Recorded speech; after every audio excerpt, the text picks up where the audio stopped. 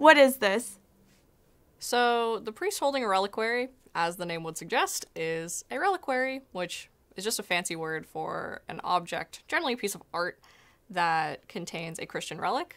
So those relics are body parts of saints or other holy people, or pieces of very holy objects. So like the true cross that Jesus was crucified on, or his crown of thorns are two very important ones.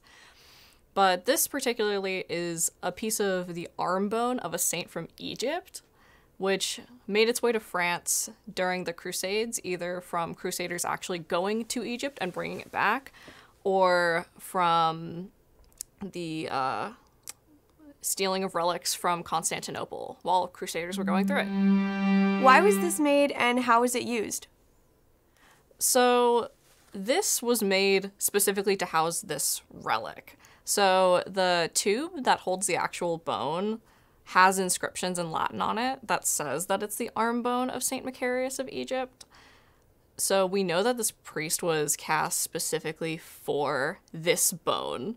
It wasn't just something repurposed, it was made specifically for this. And this would have been used most likely, from how it's shaped, in a church, put on a high pedestal, and admired and worshipped, especially on certain saints' feast days, but in general to be seen as something that sanctifies the church as legitimate and a holy space that'll protect people. How was this made? So this is a copper gilt statue, which means that it would have been sculpted in a kind of clay, most likely, cast in wax in a two-part mold, and then that mold would have been filled with copper or copper alloy. Once that came out of the mold, it would then be gilded, which makes it very shiny, which can still be seen in certain parts of the priest. So either with a copper paint, copper leaf, so very thin sheets applied to the surface, or by being put in a very hot place for a very long time, it gets this very shiny appearance. The reliquary was made separately, the little tube. So it would have been made by blowing the glass, inserting the relic, and then capping and fusing the metal on the sides to it. And then with some hot tools, it would have been soldered attached to the priest right on his hands. What does this tell us about the Crusades? So the most interesting part about this statue is the mix of a very French art style, per se, with a North African relic.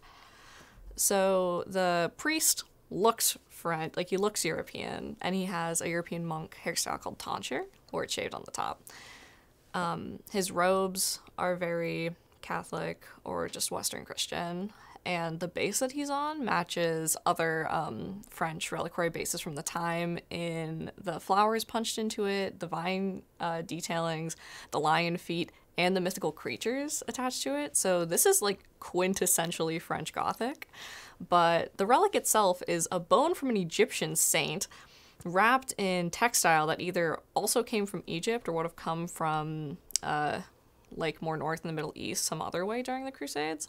So it just shows how much Crusaders valued these holy objects that came from faraway lands. Because this reliquary was made specifically for this, it's unlikely that the relic came with a reliquary on its own. So this small piece of bone wrapped in this textile made it all the way like thousands of miles back to France.